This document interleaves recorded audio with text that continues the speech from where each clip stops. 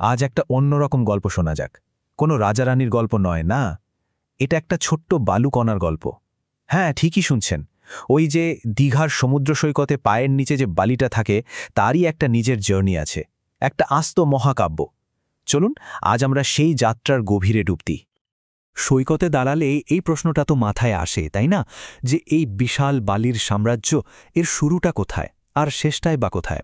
আজকের এই আলোচনাতে আমরা ঠিক এই রহস্যটাই ভেদ করার চেষ্টা করব, একটা বালুকণার চোখ দিয়ে।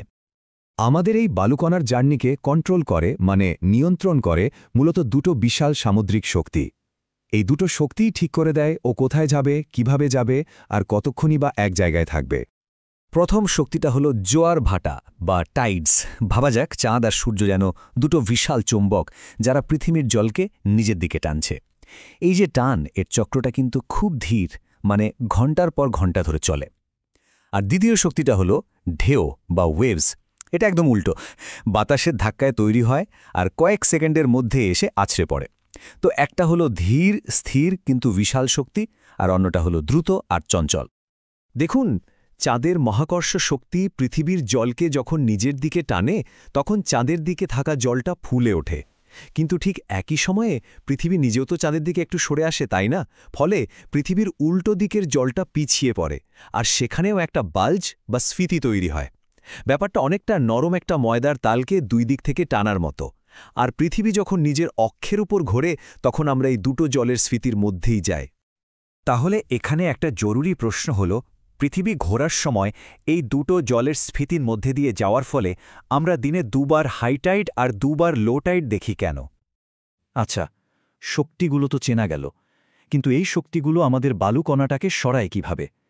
এখানে কিন্তু গল্পের সবচেয়ে ইন্টারেস্টিং অংশটা শুরু হচ্ছে, বালুকণার আসল যাত্রা। বালি মূলত দুভাবে যাতায়াত করে।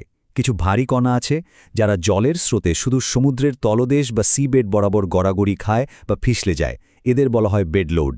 আর কিছু হালকা কণা জলের মধ্যে পুরোপুরি ভেসে এক জায়গা থেকে আরেক জায়গায় চলে যায়, তাদের বলে সাসপেন্ডেড লোড, মানে একটা গড়িয়ে যায় আর একটা ভেসে যায়। তবে বালির সবচেয়ে লম্বা আর সবচেয়ে গুরুত্বপূর্ণ যে যাত্রা, সেটা সমুদ্রের তলদেশে হয় না, বরং উপকূলের সমান্তরালে হয়। এই প্রক্রিয়াটার একটা বিশেষ নাম আছে, লিটোরাল ড্রিফট, আর এটাই হলো আমাদের গল্পের মূল হাইওয়ে। একটা জিনিস খেয়াল করা দরকার, ঢেউ কিন্তু প্রায় কখনোই সৈকতে একদম সোজাসুজি, মানে 90 ডিগ্রিতে এসে আছড়ে পড়ে না। বাতাস আর সমুদ্রের তলদেশের গঠনের কারণে ঢেউগুলো একটু বাঁকা বা অ্যাঙ্গেলড হয়ে তীরে আসে, আর এই কোণটাই কিন্তু আসল খেলোয়াড়। এখানে ঠিক কি হচ্ছে, ঢেউটা যখন বাঁকা হয়ে তীরে আসছে, তখন সেটা বালিকে উপকূল বরাবর ঠেলে নিয়ে যাচ্ছে, কিন্তু মাধ্যাকর্ষণের টানে জল যখন ফিরে যাচ্ছে, তখন কিন্তু সোজা নিচের দিকে নামছে। বারবার এটা হওয়ার ফলে একটা জিগজ্যাগ প্যাটার্নে বালি উপকূল বরাবর সরতে থাকে, ঠিক যেন একটা অদৃশ্য নদী বয়ে চলেছে। এটাই হলো লিটোরাল ড্রিফট, আমাদের সেই বালির নদী। ব্যাপারটা সহজে বুঝতে একটা ক্রিকেট অ্যানালজি ব্যবহার করা যেতে পারে। ধরুন, ব্যাটসম্যান বলটাকে শুধু আলতো করে ছুঁয়ে দিল বা গ্লান্স করল, বলটা কি সোজা যায়? না, ওটা উইকেটের পাশ দিয়ে গড়িয়ে যায়। এখানেও ঢেউয়ের শক্তিটা বালির ওপর ঠিক সেভাবেই কাজ করে, তাকে সোজাসুজি না ঠেলে উপকূল বরাবর ঠেলে নিয়ে যায়। তাহলে এখানে সবচেয়ে গুরুত্বপূর্ণ পয়েন্টটা কি? কোন জিনিসটা ঠিক করে দেয় যে এই বালির নদী উত্তর দিকে বইবে নাকি দক্ষিণ দিকে? চলুন এবার আমরা একজন সিভিল ইঞ্জিনিয়ারের দৃষ্টিকোণ থেকে ব্যাপারটা দেখি। একজন ইঞ্জিনিয়ারের কাছে সবচেয়ে জরুরি প্রশ্ন হল, বালিটা ঠিক কখন নড়তে শুরু করে? সেই ম্যাজিক মোমেন্টটা আসে কখন? এর উত্তরটা লুকিয়ে আছে একটা টার্মের মধ্যে, ক্রিটিক্যাল শিয়ার স্ট্রেস। সোজা কথায় এটা হলো সেই মিনিমাম ধাক্কা বা বল, যা একটা বালুকণাকে তার জায়গা থেকে নড়ানোর জন্য দরকার। এর চেয়ে কম শক্তি হলে কণাটা নড়বে না, কিন্তু যেই মুহূর্তে এই শক্তিটা পেয়ে যাবে, অমনি তার যাত্রা শুরু হয়ে যাবে। এটাই হলো তার টিপিং পয়েন্ট। আর এই ব্যাপারটা কিন্তু শুধু বইয়ের কথা নয়, এর একেবারে নির্দিষ্ট ক্যালকুলেশন আছে। যেমন ধরুন, জলের মধ্যে 1 মিলিমিটার সাইজের একটা বালুকণাকে সরাতে ঠিক কতটা বল লাগবে। হিসেব করে দেখা গেছে 0.508 নিউটন প্রতি বর্গমিটার।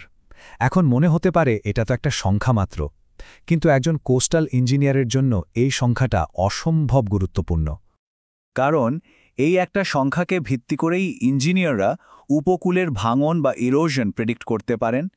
এই জ্ঞানের উপর নির্ভর করেই ব্রেক ওয়াটার বা জেটির মতো স্ট্রাকচার ডিজাইন করা হয়। বন্দরের নাব্যতা বজায় রাখা থেকে শুরু করে উপকূলের রাস্তাঘাট আর বাড়িঘর রক্ষা করা সব কিছুর পেছনেই কিন্তু এই হিসেবটা কাজ করে। চলুন তাহলে আমাদের বালুকণার পুরো যাত্রাপথটা একবার চট করে ঝালিয়ে নেওয়া যাক। তাহলে মূল বিষয়গুলো কি দাঁড়ালো? ১. জোয়ার ভাটা আর ঢেউ হলো আসল চালিকা শক্তি। ২.